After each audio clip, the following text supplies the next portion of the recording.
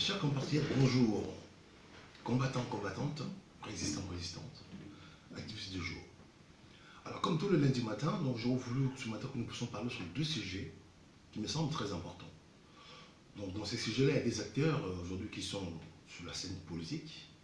Le président élu, donc, qui est Martin Fayulu Madidi, et le président en fonction, qui est aujourd'hui Kilombo, mais sans le pouvoir. Alors, je vais commencer par le président élu. J'aurais voulu le rappeler au président élu qu'à ce jour, le président, donc le peuple congolais avait choisi pour défendre sa cause.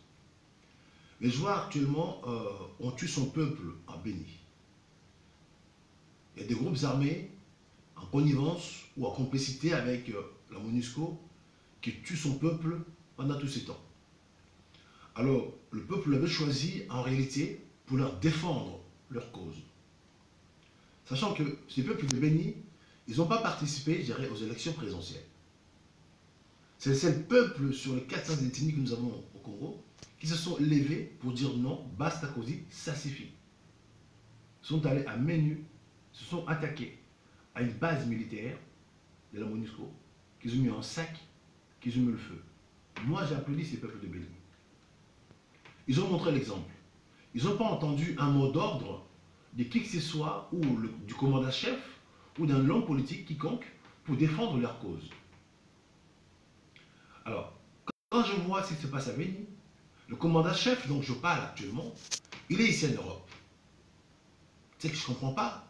Quand on tue son peuple, le commandant-chef qui est le père de la nation, il doit automatiquement arrêter, écourter son voyage, aller voir ce qui se passe au pays, ou bien monter au chrono, aller chercher un plateau télé ici en Europe pour dénoncer ce qui se passe à Béni et condamner fermement, je dirais, ses actions.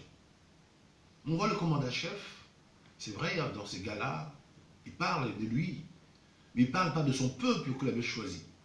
Il ne parle pas de peuples, donc aujourd'hui, qui sont victimes des barbaries de ces groupes armés en connivence ou en complicité avec la MONUSCO. Moi, j'aurais voulu dire au commandant-chef, Martin Fayulu, de temps en temps, il faut savoir récupérer ce qu'on appelle la récupération politique. Une action comme ça qui est partie de tout seul, moi j'aurais voulu qu'il puisse s'engouffrer là-dessus, faire la récupération politique, monter au chrono, défendre cette population de Béni. Et si les gens voyaient réellement Martin Fayulu monter au chrono, défendre le peuple de Béni, je pense que ça pourrait devenir un peu un événement contagieux. Et puis le peuple de partout devait s'élever pour dire non, basta così, et puis ça prend feu. Qu'aujourd'hui, le Congo est sous occupation. Mais le commandant-chef, là où il est tranquille, dans ses étoiles, dans ses hôtels à 5 étoiles. Mais son peuple massacré, et lui, il dit rien. Lui, il se focalise de nous ramener son document de sortie de crise, et il pense qu'avec ce document-là de sortie de crise, il pourra récupérer sa place présidentielle. Sans oublier que c'est lui qui t'a volé. Si tu as volé ta place, vous pensez qu'il peut réellement vous remettre votre place. Je me dis, c'est l'utopie. Vraiment, je regrette du comportement du commandant-chef, puisqu'il n'a pas pu monter au chrono, aller faire la récupération politique pour défendre le peuple de Béni. Mais lui, il se focalise aujourd'hui, son document de sortie de crise est validé. Il espère que par là, ils vont faire, je dirais, en transition à 18 mois, qu'il va rester au pouvoir pendant 18 mois. Et il aura les élections, il sera encore gagnant, il sera à la tête du pays. Monsieur le président élu, sur votre respect, je pense que c'est l'utopie. C'est lui qui vous a volé, n'a peut-être qu'à rabouiller, il ne va pas vous rendre votre victoire. Donc, peut-être aujourd'hui, ils ont accepté votre sorte de crise pour étouffer un peu, pour que demain, qu'il y ait un peu le calme au pays. Et après, ils vont vous amener dans le pourparler, pour tuer les temps, inconsciemment, on va acheminer jusqu'à 2023. Je ne vois pas le FCC ou le cash qui ont volé en victoire accepter d'aller aux élections anticipées, comme vous prétendez, en 2021, sachant que pour que nous puissions aller aux élections, il nous faut 4 milliards. Les Congo, à ce jour, son budget est de 4 à 7 milliards. Déjà dans les caisses de l'État, l'autre a vidé les caisses de l'État pour ce voyage. Alors comment voulez-vous que nous puissions aller aux élections à 2021? Avec quels moyens financiers? Avec quels moyens matériels? Ou pour dispatcher à nouveau des urnes ou de machines à voter. Donc, Monsieur le Président élu, votre projet, pour ma part, hein, il restera un projet, parce qu'il y a des projets qui ne peuvent pas se réaliser. Alors, j'aurais voulu vous voir rester dans la constance, combattre pour réclamer votre vérité des urnes, jusqu'à pousser le peuple, je dirais, à se rébeller, parce que c'est votre droit, c'est marqué dans la Constitution. Amener les gens dans un petit place tarique et des tariques à un soulèvement populaire. Et vous étouffez tout inconsciemment avec ce document des sorties de crise qui va faire que demain, bon, donc le soulèvement populaire dont les gens en parlent, ou nous autres qu'on parle, pourra plus avoir lieu, puisque vous allez dire, les gens vont dire, ok, votre document est signé, du coup il n'y a plus lieu de pousser les gens dans la rue, ou les marches, ou revendiquer quoi que ce soit. Donc inconsciemment, vous allez rentrer dans le rang pour accompagner le système. Vous allez créer un truc, je dirais, un trio, un triangle, Tshisekedi au pouvoir, vous, je ne sais pas, à la place de Sénéssa, et puis Kabila qui dirige le pays, quoi. Malheureusement, l'engouement de tout un peuple, vous n'avez pas saisi l'occasion, et vous allez l'étouffer. Et moi, je dis au peuple de Béni, en tout cas, félicitations. Je vois qu'aujourd'hui, le Congo n'a pas de chance. L'homme que vous avez choisi qui devait vous défendre, il s'est défile. Il devait nous voir là les dimanches passés, ben, sans suite. Il doit rentrer, son cahier des charges, on ne sait pas. Il doit rentrer pour faire quoi? Pour, je dirais, saluer la mort du peuple congolais? Il va rentrer pour saluer Kilombo, mettons, ils vont devenir de partenaires. Il va rentrer pour chasser le pouvoir? Non, je ne pense pas. Donc, peuple congolais, le commandant-chef n'est plus, je dirais, à l'auteur de son tâche qu'on l'avait donné, puisque c'était un soldat du peuple. Et vous l'avez fait passer un commandant-chef. Un commandant-chef qui ne peut pas aller avec ses troupes, je dirais, dans un combat. Le combat ne sera pas gagné. Donc je regrette pour le commandant-chef qu'aujourd'hui, qu'il laisse tomber le peuple qui l'ont choisi, qu'il n'aille pas avec eux pour chercher sa victoire. Lui, il préfère aller négocier en douceur, puisque eux, ils pensent que Kabila en douceur, Kabila est partir en douceur. Et je vous dis, je vous répète, Kabila, c'est un fils de Kadogo. C'est un maquisard, c'est un barbou, c'est un rebelle. Il est rentré par le bot à caoutchouc, il n'en a rien à foutre de vos documents, de vos négociations à la noix. Lui, il comprend ce langage par la force. Et vous autres, là, vous êtes incapables de lui servir ce langage à la force dans un plateau. Et tout moyen qui arrive pour vous servir ce langage-là, vous étouffez. Alors je déplore réellement le commandant-chef, son comportement. Et là, j'aurais voulu ce matin également aussi parler de ce président élu, plutôt de ces présidents en fonction, Kilombo, mais sans le pouvoir. On voit aussi, on tue son peuple, il y a des érosions dans un pays, il y a des gens, des sinistrés partout, des gens qui dorment dans la belle étoile. Le président, au lieu de tout arrêter, pouvoir trouver des solutions, non, le président va voyager. C'est comme un père de famille, on vous dit, votre fils est mort, il dit c'est pas grave, lui voyage. Je vois, c'est vrai, son père était mort, il a laissé son père 2 ans dans un placard, et lui il continue à vivre. Donc il n'a pas l'âme d'un homme sérieux. Son père est mort et resté au frigo pendant 2 ans. Quelle punition, pauvre monsieur, paix à votre âme. Donc je vois aujourd'hui, il est président de la République, on tue à Béni, à tout va, pas un mot.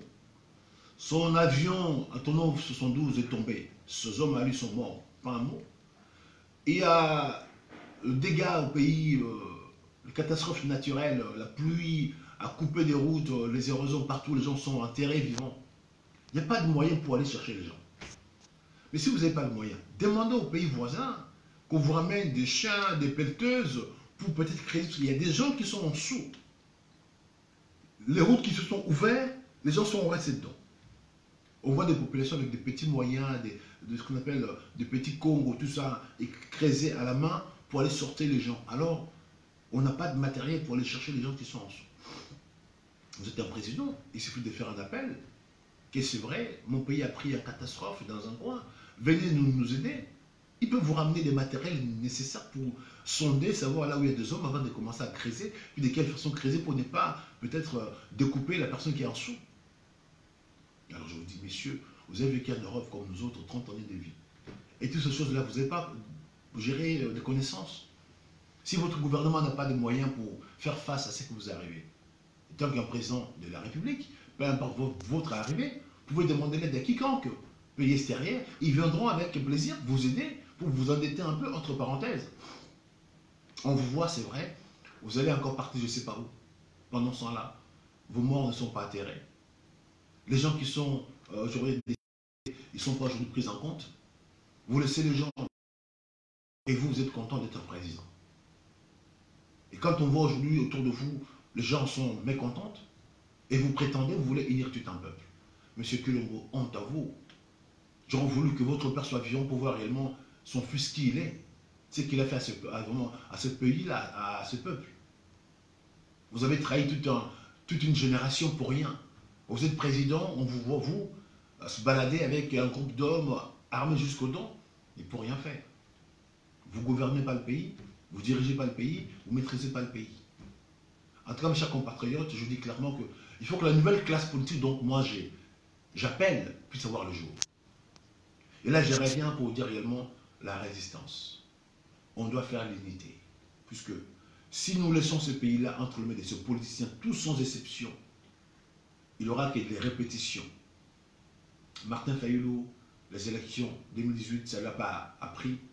Et il va s'engouffrer encore pour aller aux élections 2021 ou 2023, puisqu'il pense encore pouvoir gagner. Tous ces politiciens, les élections 2006, 2011, 2018, ça les a servi de rien. L'histoire n'existait pas dans ce pays-là. Le passé n'existait pas. Comme l'autre dit, ils refusent de fouiner dans le passé, dans le passé. Donc eux, ils ont un moral court. Ils voient que le présent, ce qui est passé, ce n'est pas leur problème. Alors si on ne tire pas des leçons du passé, on ne peut pas aller vers l'avant. Celui qui ne sait pas d'où il sort, ne saura pas aller un peu plus loin que ça. Je sais qui je suis, d'où je suis sorti. C'est là où il y a ma force.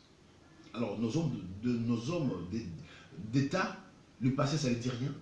Ceux qu'ils ont vécu dans le passé, non. Apparemment, ils vivent dans un paradis. Alors je dis clairement, si la résistance aujourd'hui s'est fait par bloc, si la résistance aujourd'hui, on ne crée pas l'unité, je crains que ceux qui sont au pays, ils sont déjà dans un trou profond, ils vont le laisser là-dedans, dans ces pauvretés, dans la distraction, pour qu'ils ne puissent pas réagir. Il n'y a que nous, aujourd'hui, qui sont à l'extérieur, on est, je dirais, au haut du sommet, on peut tendre une corde pour tirer ceux qui sont dans un trou, apparemment ceux qui sont au pays, pour le sortir et par là créer un bloc, chasser cette occupation. Et moi, je dis clairement, j'appelle pour l'unité. La réunion, donc, je devais organiser le 15 décembre pour toute la résistance de l'Europe, pour voir de quelle façon créer l'unité pour chasser l'occupation. Pour des raisons de coordination, cette réunion, je préfère le reporter. Pourquoi? Puisque les 14, il y a une marche qui est Bokechu et Wayambo qu'ils ont appelé.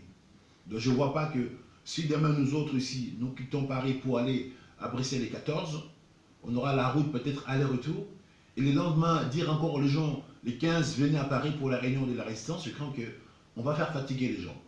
Donc, comme j'avais dit hier à l'émission de Bokechu, je demande qu'il y ait la coordination parmi les résistants. Puisque on s'est retrouvé à la date du 30 novembre, deux groupes qui ont appelé le peuple congolais à aller les rejoindre. Donc les 30 passés, il y a eu la réunion des CCDP avec les mamans. Les 30 en question, il y a eu la réunion en Belgique avec Bokechu et Komanda Esso pour le marche, dont le peuple était divisé. Et moi, je les ai dit, j'aurais voulu que la prochaine fois-ci, affiche un rendez-vous, que les autres ne fassent rien, pour que nous tous nous puissions converger là-dessus, pour appuyer, pour gonfler le mouvement. Donc moi qui est à Paris, je n'ai pas pu me départager, me couper en deux, qu'une partie à moi aille chez Odombo pour soutenir les moments, et une partie parte en Belgique. Donc je suis resté, je dirais, entier. Je suis parti dans cette réunion de Odombo, j'ai soutenu Odombo avec les moments, et après, pendant la réunion, j'ai appelé, j'ai participé au direct, donc ils ont fait Bokechu. Donc pour ne plus qu'il y ait ce genre de cacophonie, je demande à toute la résistance que nous puissions au moins s'accorder. Quand un il pose une date, les autres ce jour-là, qui ne fassent rien pour que tout le monde puisse converger, venir vous soutenir. Sinon, on ne peut pas diviser le peuple à chaque fois. Après, on va se retrouver avec des mouvements moindres où il n'y a pas beaucoup de gens.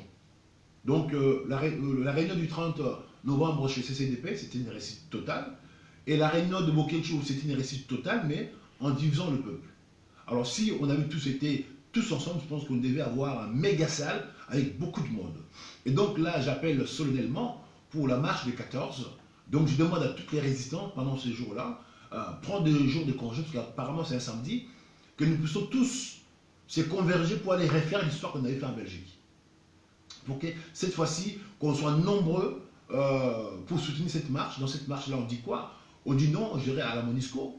On dit non, j'irai à l'ambassade du Rwanda. J'irai de son ingérence pour le Congo. Donc venez nombreux pour que cette marche-là puisse avoir vraiment l'engouement qu'on a toujours voulu, pour que la MONUSCO voie réellement que oui, les Congolais ne sont plus de camps congolais, mais c'est des gens maintenant zaïrois qui voient, puisque les camps, c'est un camp congolais. Donc on n'est plus de camps congolais, nous sommes maintenant des gens qui voient, comme on dit, ivoiriens, les ivoiriens qui ne voient pas, nous ne sommes pas des camps congolais. Donc venez nombreux pour que cette marche-là puisse avoir lieu, et que nous puissions avoir l'engouement important pour que le message passe. Donc nous autres, on sera présents ce jour-là, peut-être avant, pour ne pas se retrouver coincés comme la fois dernière. On sera tous là, et je pense que après cette réunion lundi 14, et moi je vous annonce une réunion générale de toute la résistance de l'Europe qui aura lieu le 12 janvier à Paris. Donc, notez cette date-là. Le 12 janvier, c'est un dimanche. Donc, tout résistant qui se dit résistant au monde entier, le rendez-vous est fixé à Paris. Donc, prenez vos jours de congé. Alors, de toute façon, c'est un dimanche. Donc, réservez, je ne sais pas, des tickets de transport ou des hôtels. Venez nombreux, parce que dans ces réunions-là, nous allons décider le sort de notre pays ces jours-là. Et ces jours-là, la résistance diaspora va rentrer à scène pour faire du choix dans ce pays-là. On sait faire le boulot, on le fera le boulot. Et tout ce qui sera là, chacun aura, son poste ou sa part de tâche accomplie. Celui qui ne sera pas là, j'ai craint qu'il va rater sa part de marché. Puisque quiconque qui sera là, il aura un tâche accomplie. Et quand on va arriver, le pays sera déjà partagé à partir d'ici. Donc nous allons créer notre table ronde. C'est ce qui s'est passé en 1885, quand les impérialistes, ils ont découpé le Congo, ils ont décidé, en Berlin. Et nous avons décidé de sortir du Congo le 12 janvier. Alors venez, ne manquez pas, parce que ceux qui seront dans ces tables-là, dans ces tables rondes-là, comme ça, ils auront leur part de botte au Congo. Puisque on va y aller avec tous, quiconque sera sur la table-là. C'est là qui auront droit au chapitre. Mais je crains que ceux qui ne seront pas là, ils n'auront pas droit au chapitre, parce que nous allons faire le boulot. Et si on fait le boulot, et quiconque sera sur la table, il aura sa part de marché. Il fera ce qu'il y a à faire pour le bien des Congolais. Alors, venez nombreux, ne ratez pas ces dates de 12 janvier. Celui qui ne sera pas là, je crains qu'il n'aura plus de quoi faire au Congo. Et en ce moment-là, peut-être vous allez avoir les yeux pour pleurer, puisqu'on ne fera pas de quartier. Et dès qu'on va arriver, quiconque qui sont déjà dedans là, de près de loin, votre place, ça ne sera pas au CPI, mais on va s'en occuper autrement. Donc, soyez nombreux, notez ces dates-là, le 12 janvier, tous converger sur Paris, l'adresse sera fixée, il nous faut une méga salle, puisqu'on va faire une conférence, on va faire un comité des réflexions là-dessus, on va se partager des rôles, et en sortant de là, le Congo partira pour être libéré dans le jour à venir. Alors je vous souhaite à vous tous, un bon début de week-end, plutôt de la semaine. La semaine commence, que l'amour, la paix règne parmi nous, que le Dieu de Kimbangu fasse son travail, que j'appelle, j'exhorte pour que l'unité soit parmi nous dans la diaspora, et que nous puissions être dans la coordination, qu'on fasse des choses dans l'unité, parce que sans l'unité, je crains que le Congo est trop grand pour qu'un petit groupe se prétende de faire le boulot. Non, nous qui sommes professionnels, tout petit, on ne peut pas. Donc là, on appelle que nous puissions grossir pour faire le boulot. Donc on a besoin de tout le monde, quiconque qui se sent résistant dans l'âme, combattant, juste quelqu'un qui veut aider ce pays-là, on a besoin de tout le monde. Le 12, prenez votre jour, prenez votre congé, prenez votre temps, soyez parmi nous, on aura une méga salle, et là-dessus, on va décider le sort du Congo, le 12 janvier. Celui qui ne sera pas là, je pense qu'il va manquer ses parts de bottes pour le Congo. Alors que Dieu nous vienne en aide, je vous souhaite un bon début de la semaine. Merci à vous. Ingeta, Ingeta, Ingeta. Alors je vais finir par notre hymne national pour sensibiliser et réveiller mon peuple, puisqu'aujourd'hui on a besoin que mon peuple sache que le Congo, c'est le Congo avec K, hein, c'est notre pays. ne peut pas laisser les gens sortir je ne sais pas d'où pour nous dicter les dictats. On voit les gens sortir avec des bottes à caoutchouc qui se revendiquent maintenant. Voilà. Et je me lève cette fois-ci.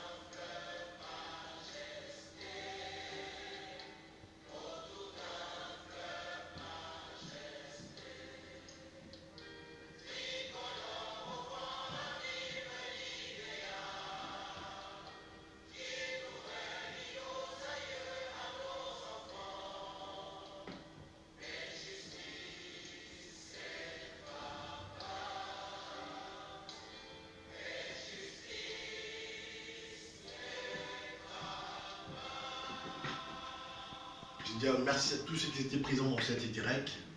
Partagez ces directs pour que le message passe. Je fais maintenant comme ça le matin pour éviter un peu d'être coupé. Donc soyez nombreux pour que le message passe. Et je vous dis, le rendez-vous est fixé pour les 14 tous. J'irai à Bruxelles. Ingeta. Merci à vous.